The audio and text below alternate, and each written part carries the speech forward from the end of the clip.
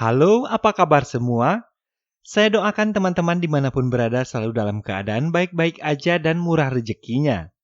Kali ini saya akan menceritakan sebuah film action berjudul The Old Guard yang rilis tahun 2020. Tanpa panjang lebar langsung aja kita ke ceritanya. Tapi seperti biasa sebelum kita mulai silahkan klik tombol subscribe di pojok kanan bawah kemudian nyalakan loncengnya. Kalau udah saya ucapkan terima kasih. Lanjut.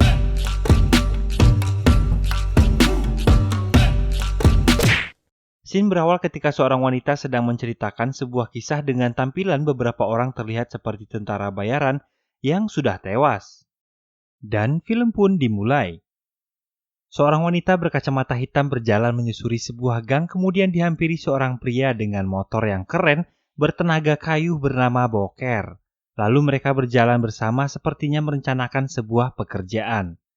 Ketika beberapa wisatawan sedang bersuah foto, Andi kemudian menawarkan diri untuk memfoto mereka, kemudian ia menghapus fotonya yang sempat terfoto di HP wisatawan tersebut. Tibalah mereka di sebuah ruangan. Andi bertemu dengan beberapa orang lainnya bernama Nicky dan Joe.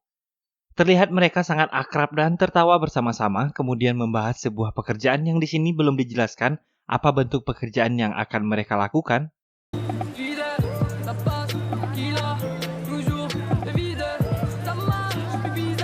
Kemudian Andi dan Boker bertemu dengan seorang pria bernama Copley, seorang mantan agen CIA yang terpaksa keluar dari kesatuan dikarenakan istrinya yang sedang membutuhkan perawatan karena penyakit kanker yang dideritanya. Ini penting saya ceritakan karena akan menjadi salah satu clue ke depannya dalam cerita ini. Copley memberikan pekerjaan pada Andi untuk membebaskan beberapa orang sandera di sebuah lokasi di Sudan. Malam tiba dan misi pun dimulai. Andi dan timnya yang terdiri dari Nicky, Boker, dan Joe mulai menyelinap masuk ke lokasi yang dimaksud, lalu membunuh satu persatu penjaga yang ada di sana.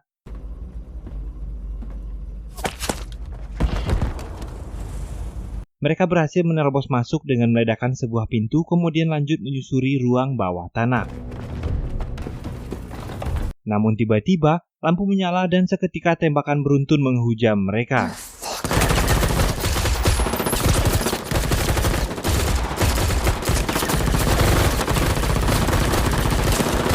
Ternyata ini adalah sebuah jebakan.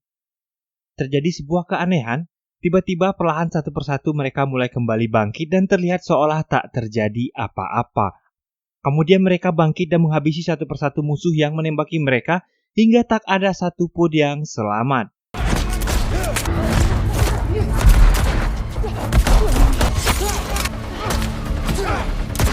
Di tempat lain, Copley sedang mengamati mereka di sebuah layar monitor. Ruang tersebut telah dipasangi CCTV. Sepertinya Copley mengetahui sesuatu tentang keempat orang tentara bayaran ini.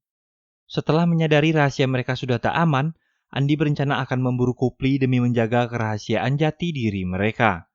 Sampai di sini kita belum mengetahui mereka ini makhluk seperti apa. Yang kita tahu saat ini mereka adalah sekumpulan prajurit yang tak bisa mati. Scene berpindah terlihat sekumpulan tentara militer bersenjatakan lengkap sedang menyisir sebuah perkampungan. Pasukan yang dipimpin seseorang bernama Nile ini sedang mencari keberadaan seseorang dalam sebuah foto yang dipegangnya. Target yang dicari ditemukan, namun sayangnya target tersebut tertembak. Sebelum tewas, target tersebut sempat melayangkan sebuah senjata tepat mengenai Nile yang membuat dirinya koma. Di tempat lain terlihat Andi dan timnya bermimpi sebuah mimpi yang sama. Seorang wanita yang tak lain itu adalah Nile. Kemudian di rumah sakit Nile tersadar dari komanya. Kembali ke tempat Andi, mereka membicarakan perihal mimpi tersebut. Ternyata, itu adalah mimpi pertanda bahwa akan ada seseorang lagi yang berkemampuan sama seperti mereka setelah 200 tahun dan orang itu adalah Nile. Seperti halnya ketika Andi, Nicky, Joe, dan Boker memiliki keabadian, terlebih dahulu mimpi akan masuk ke pendahulunya. Di camp terlihat orang-orang tak percaya bahwa Nile bisa bertahan hidup setelah apa yang telah terjadi. Teman-temannya tersebut sangat merasa heran karena dia pulih dengan cepat dan tak sedikit pun luka goresan membekas di lehernya. Sementara Copley sedang memperlihatkan video Andi dan timnya ke salah seorang ilmuwan yang sangat terobsesi akan keabadian. Kemudian bersepakat dengan Copley untuk menangkap mereka berempat. Scene beralih ke camp tentara di Afghanistan. Nail yang saat ini kembali bertugas merasa asing dengan lingkungan sekitarnya karena merasa dikucilkan.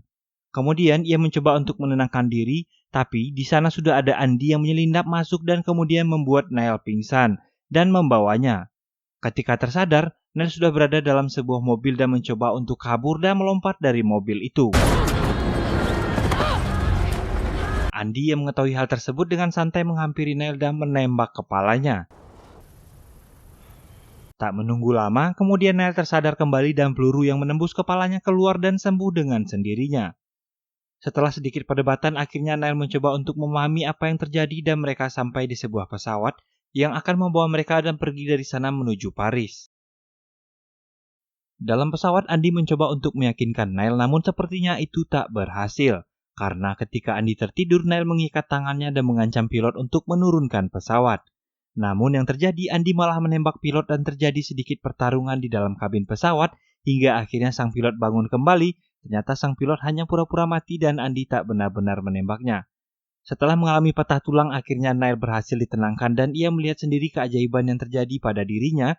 Ketika tulangnya yang patah perlahan menutup dan sembuh kembali, dari sanalah ia mulai percaya dan menerima kenyataan.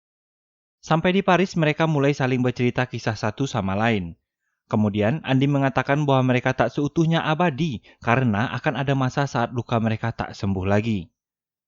Karena pernah salah satu dari sahabat mereka mengalaminya dan tak hidup kembali, namun tak diketahui kapan dan bagaimana itu bisa terjadi. Yang pasti itu tak akan terjadi pada seseorang yang baru saja mengalami hal tersebut.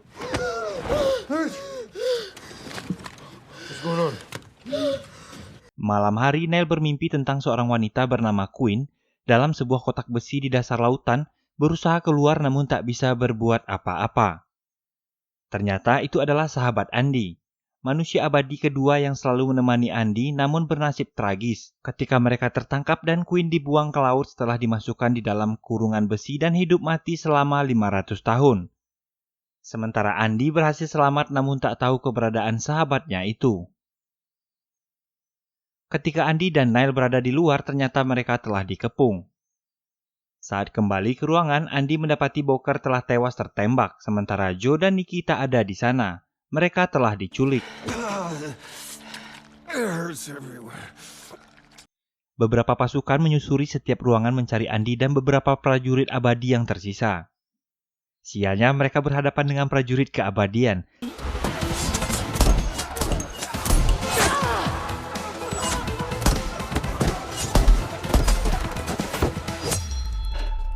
Tak ada yang selamat dalam serangan itu, namun Nikki dan Joe berhasil diculik guna dijadikan bahan penelitian.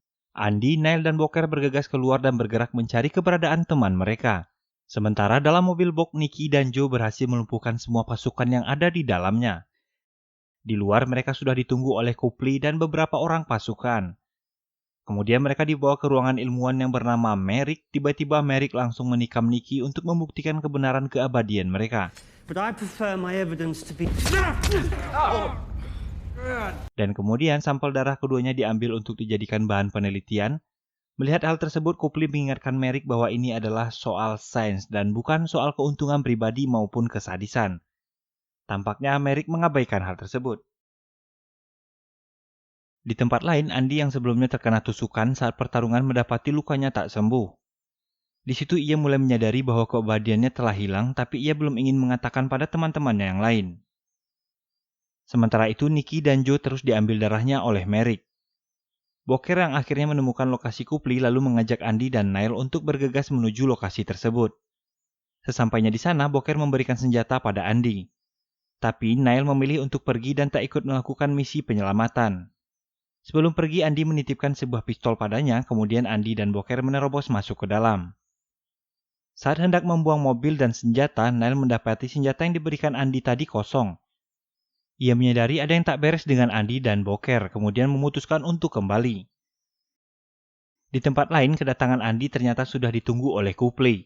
Ini adalah sebuah jebakan dan Booker ternyata telah berkhianat. Booker menembak Andy dari belakang tanpa ia ketahui, Andy telah kehilangan keabadian. Seketika Andy menanyakan kenapa Booker tega berkhianat. Booker menjelaskan ia hanya ingin tahu bagaimana keabadian ini terjadi dan ingin mengakhiri semua ini seperti keinginan Andy. Tapi ketika mendapati luka Andi tak membaik, Boker panik dan menyesali perbuatannya. Dan segera Copley pun membantu mencarikan sesuatu untuk menghentikan pendarahannya.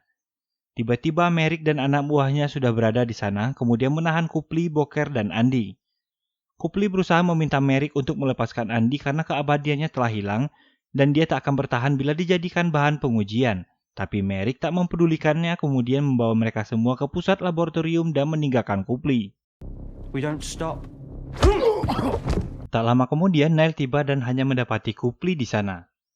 Kemudian Copley menceritakan perjalanan Andi dari masa ke masa yang selama ini telah ia telusuri, demi mendapatkan obat yang dapat menyembuhkan banyak orang. Di mana dulu ia gagal menyelamatkan sang istri, tapi kini ia malah bekerja sama dengan orang yang salah. Saved 317 people from the Khmer Rouge in Cambodia. Copley kemudian mengantar Neil ke pusat laboratorium untuk membebaskan teman-temannya. Neil masuk dengan santai ke lantai atas saat bertemu dengan 3 orang penjaga. Ia mengeluarkan senjatanya, kemudian salah seorang penjaga menembaknya. Saat hendak memastikan kematiannya, Neil kembali bangun dan menembak ketiga penjaga tersebut. Perlahan menuju ruang laboratorium, saat bertemu Merrick, ia ditembaki oleh anak buah Merrick. Beruntung, ia berhasil kabur dan menyelamatkan semua teman-temannya dalam ruangan itu. Sementara Merrick berusaha kabur, bergegas mereka berlima mengejar Merrick dan menghabisi satu persatu anak buahnya dengan semangat mas-mas koperasi yang memburu nasabahnya. Joe masuk melalui jendela sementara yang lain mendobrak pintu. Dengan cepat anak buah Merrick berhasil dilumpuhkan, namun Merrick tak ditemukan. Hingga tiba-tiba saat sedang berdiskusi, Merrick menodongkan senjata ke arah Andi. Melakukan sedikit pergerakan, Merrick kemudian menembakkan senjatanya ke arah Neil. Dengan sigap, Andi berlari mengambil senjata dan menancapkan sebuah kampak tepat ke tubuh Merrick. Lalu Neil memeluk Merrick dan menjatuhkan badannya hingga mendarat di sebuah mobil yang menewaskan Merrick. Ya, seperti kita tahu, Neil tak akan mati. Sesaat ia hidup kembali, lalu mereka berlima pergi dari tempat itu. Memulai satu petualangan yang baru dan film pun berakhir dengan cicilan kredit panci yang belum lunas. Gantung kan? Ya, begitulah film ini berakhir tanpa menjelaskan secara detail bagaimana kekuatan itu bermula dan bagaimana keabadian itu dapat diakhiri. Sekian dulu cerita kita kali ini, sampai jumpa di alur cerita film lainnya. Assalamualaikum warahmatullahi wabarakatuh, bye-bye.